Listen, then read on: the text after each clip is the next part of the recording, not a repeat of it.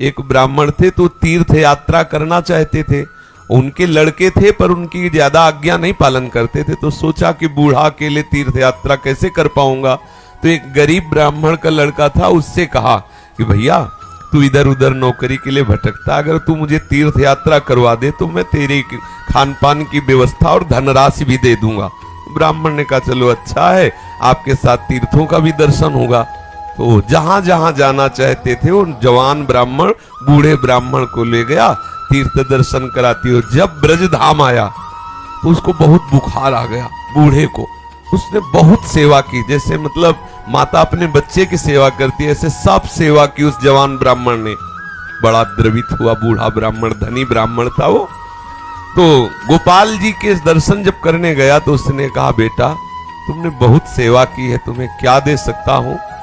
मेरे एक बेटी है, बहुत सुंदर है बेटी और बहुत धन संपत्ति है, मैं तुम्हें दूंगा। बोले देखो बाबा तुम तो यहाँ बोल रहे हो, घर में तुम्हारे जवान लड़के हैं, हमारी पिटाई करेंगे। बोले हम गोपाल जी को साक्षी करके कहते कि अपनी बेटी का ब्याह तुम्हारे से करवा दूंगा और संपत्ति भी दूंगा। बात हो गई। तीर्थ यात्रा करवा के जब घर पहुंचा तो बूढ़े की हिम्मत नहीं कि बात कर सके लड़कों के सामने, क्योंकि बेचारा गरीब ब्राह्मण का लड़का।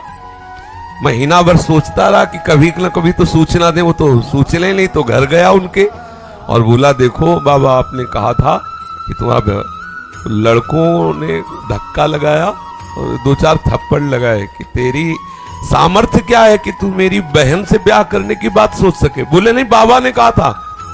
अब लड़कों की वो स्वरूप देख करके बाबा बदल गए। उनका हमें नहीं याद है कि हमने कुछ कहा था। अब उसने कहा अरे नहीं तुमने तो गोपाल जी के सामने कहा था। लोगों का हमें याद ही नहीं कि हमने तुमसे कुछ कहा है। पीट के भगा दिया। अब उस लड़के को इस बात का बुरा लगा कि तीर्थ यात्रा करके आया और कह रहा कि मुझे याद नहीं है। अब मैं अपनी तरफ से तो कहा नहीं था ब्याह करने की, और इसने हमारा अपमान भी करवाया।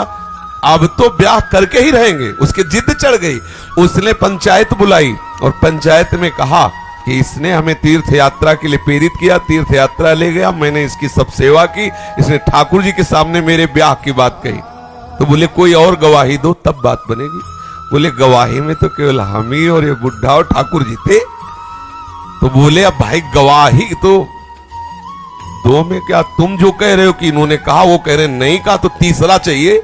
वो तीसरे में तो ठाकुर जी थे। तो बोले अगर गवाही दे दें तो ब्याह हम जबरदस्ती करवा देंगे। पंचायत पहले लगती थी गांव में, जैसे होता है ना न्यायालय, तो छोटा मोटा न्यायालय समझो गांव का। पंच लोग जो निर्णय कर देते थे फिर वही होता था। तो बुढ़े से कहा तो बुढ़ा राजी हो गया, क्योंकि उसे पता था गोपाल जी थोड़ी आएंगे। उसने कहा अगर गोपाल जी कह दें पंचों के बीच में आके कि हाँ हमारे सामने ब्याह की बात हुई थी, तो अब किसी की बात नहीं मानेंगे, हम ब्याह कर देंगे। लड़के भी राजी हो गए, क्योंकि सबको पता था कि कोई ठाकुर जी मूर्ति थोड़ी चल के आएगी। और उसने मूर्ति नहीं माना था, उसने साक्षात ठाकुर जी माना था।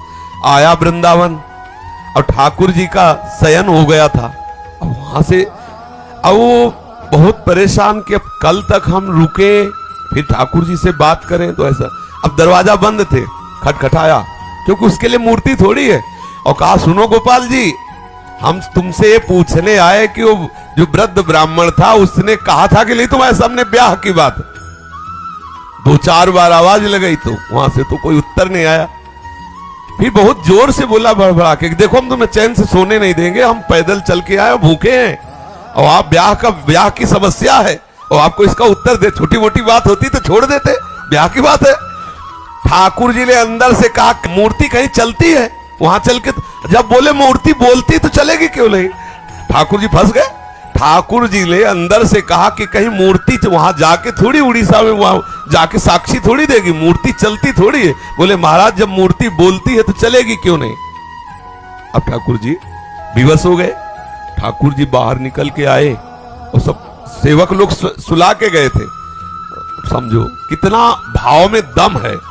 उसने देखा बहुत सुंदर गोपाल जी साक्षात ठुमुक ठुमुक कर करके आए, 9 किशोर।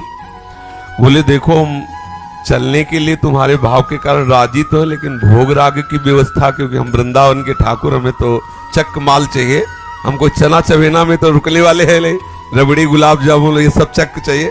तो बोले देखो कुछ रुपया तो है, अब शादी का चक्कर, इसलिए व्यवस्था तो तुम्हारी बनाएंगे ही हम। तो बोले कैसे चलोगे? बोले चलेंगे तो हम पैदल ही, आगे आगे तुम चलना, पीछे पीछे हम चलेंगे, थोड़ी थोड़ी देर में कुछ भोग लिए रहना, हमको भोग लगा देना।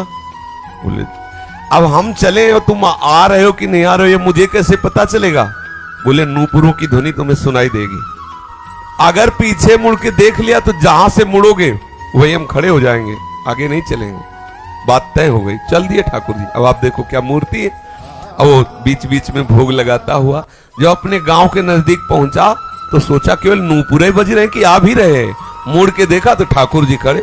बोले चलो, बोले अब नहीं, अब सबको लिवा के यहीं लाओ क्योंकि हमारा तुम्हारा वादा था। तो बोले कोई बात। गांव में दौड़ता हुआ गया, सबसे हल्ला मचा, वृंदावन के ठाकुर पधारे साक्षी देने के लिए। अब तो भीड़ इकट्ठा, साक्षात ठाकुर। अब सब पंच आ गए, तो अब पंचों के सामने बुढ़े को कुछ बोलने की हिम्मत नहीं रही।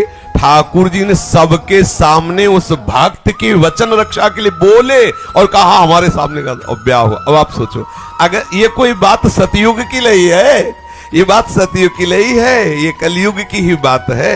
हमारी श्रद्धा, हमारा विश्वास, जैसी हम भावना, अगर ठाकुर को मान लिया कि मूर्ति है तो मूर्ति ही रहेंगे, अगर मान लिया कि हम भले नहीं समझ पा रहे लेकिन हमारे ठाकुर है तो एक दिन वो समझा देंगे कि वो ठाकुर है। जो छवि हम देख रहे हैं, राधा बाबा के पास भी ऐसी छवि थी, तो राधा बाबा से ठाकुर जी बात करते थे, ठाकुर जी मुस्कुराते थे, और हमारे सामने छवि, क्योंकि हम उन्हें फोटो मानते हैं। कभी फोटो और ये बात ना माने कि मूर्ति वो साक्षात है, ऐसी भावना करे तो अनुभव में आने लगेगा कि ठाकुर साक्षात है।